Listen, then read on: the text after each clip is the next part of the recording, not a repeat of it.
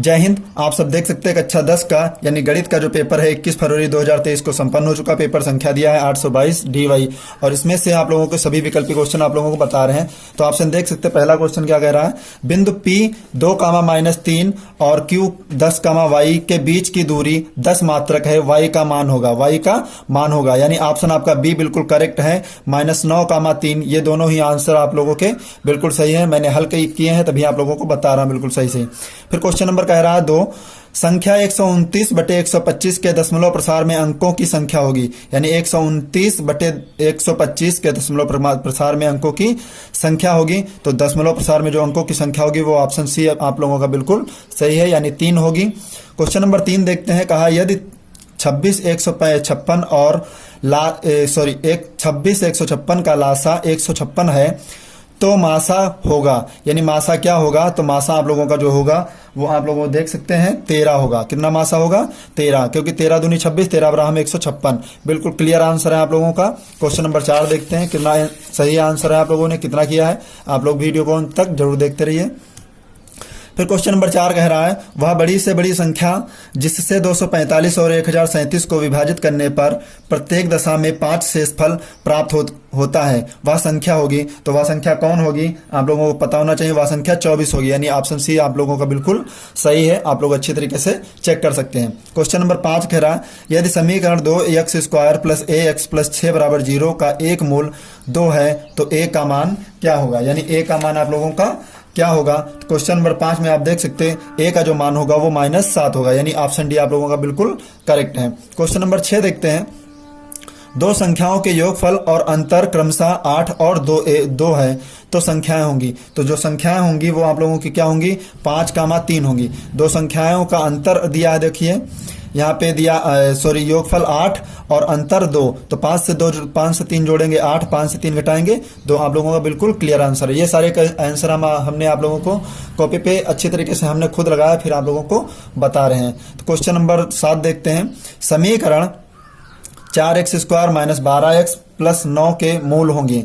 तो यहाँ पे ऑप्शन दिया है आप लोगों का, जो भी सही होगा वो वास्तविक और बराबर होंगे, यानी मूल जो भी होंगे वो वास्तविक होंगे और बराबर भी होंगे। ठीक है, नेक्स्ट क्वेश्चन देखते हैं, क्वेश्चन नंबर 8। क्वेश्चन नंबर 8 क्या कह रहा है, दो बिंदुओं 2, -3 और 4, 1 के बीच की दूरी होगी। तो दो के बिंदुओं के बीच यानी 2, 3 और 4, 1 के बीच की जो दूरी होगी वो आप लोगों की 2√2 होगी। ऑप्शन सी बिल्कुल इसका करेक्ट आंसर है। क्वेश्चन नंबर 9 देखते हैं, 3x² - 2x + 1/3 का व्युत्तर होगा। तो 3x² - 2x + 1/3 का जो व्युत्तर होगा वो आप लोगों का बिल्कुल 0 होगा। आप लोग अच्छी तरीके से कॉपी में नोट मैच कर सकते हैं।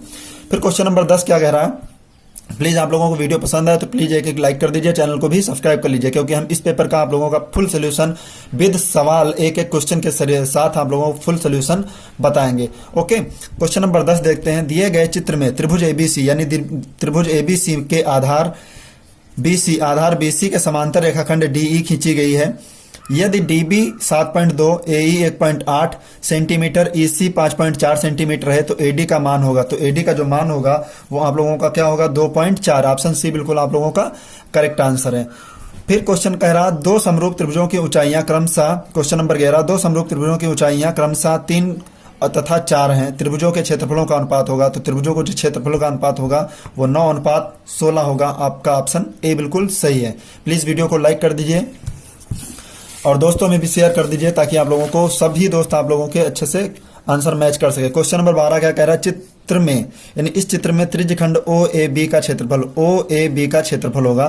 तो OAB का जो क्षेत्रफल होगा वो क्या होगा, ऑप्शन बी आप लोगों का बिल्कुल करेक्ट है, 4.19 सेंटीमीटर स्क्वायर, 4.19 सेंटीमीटर स्क्वायर।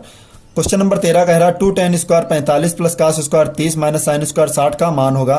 तो इसका जो मान होगा वो क्या होगा, आप लोगों को पता होना चाहिए। इसका आंसर जो होगा वो 1 होगा, यानी ऑप्शन सी इसका करेक्ट आंसर है। आप लोगों का जो आंसर आएगा वो 2 आएगा। यहाँ पर हल करने के बाद sin 45 का मान 2, 1 कम 2 ही आएगा आंसर। क्वेश्चन नंबर 14 देखते हैं, cos² 67 - sin² 23 का मान होगा। तो इसका जो राइट आंसर होगा वो बिल्कुल सी होगा, 0 होगा इसका राइट आंसर। क्वेश्चन नंबर 15 कह रहा है 15 क्या कह रहा है, किसी त्रिभुज एबीसी में कोण सी 90 अंश और tan a का मान 1/√3 है तो निम्नलिखित का मान होगा sin a cos b plus cos a sin b। तो इसका जो राइट आंसर होगा वो ऑप्शन आप लोगों का सी बिल्कुल करेक्ट होगा, यानी ऑप्शन सी एक इसका राइट आंसर है। क्वेश्चन नंबर 16 कह रहा दी गई सारणी में माध्य होगा, तो दी गई सारणी का जो माध्य होगा वो क्या होगा आप लोगों का 26.6 होगा। ऑप्शन बी इसका करेक्ट आंसर है। आप लोग अच्छे तरीके से कॉपी में मैच कर लीजिए। क्वेश्चन नंबर 17 क्या कह रहा, यदि वृत्त का परिमाप एक वर्ग के परिमाप के बराबर है तो उनके क्षेत्रफलों का अनुपात होगा। तो भैया आप लोगों को बार बार बताया गया क्वेश्चन है 14:11 होगा। बी ऑप्शन आपका बिल्कुल क्लियर है। क्वेश्चन नंबर 18 कह रहा है एक आयताकार कागज 40 सेंटीमीटर गुणे 22 सेंटीमीटर को मोड़कर एक खोखले बेलन के आकार में बनाया जाता है जिसकी ऊंचाई 40 सेंटीमीटर। बेलन की त्रिज्या होगी, तो बेलन की जो त्रिज्या होगी वो क्या होगी आपकी 3.5। ऑप्शन ए इसका करेक्ट आंसर है।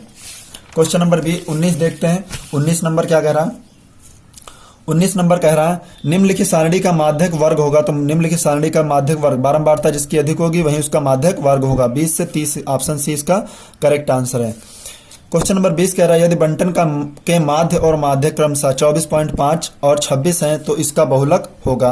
तो इसका जो बहुलक होगा वो कितना आएगा, ऑप्शन सी इसका करेक्ट आंसर यानी 29 आप लोगों का राइट आंसर होगा। आई होप ये सभी क्वेश्चन आप लोगों को समझ आए होंगे और प्लीज आप लोगों से रिक्वेस्ट है वीडियो को लाइक कर दीजिए और आप लोगों के लाइक से ही मोटिवेशन मिलता है। अगली वीडियो में आप लोग इस पेपर का फुल सोल्यूशन देखने के लिए हमारे चैनल से जुड़ जाइए। हम आप लोगों को आज शाम में या कल सुबह में इस पेपर का फुल सोल्यूशन कंप्लीट तरीके से देंगे एक एक सवाल का।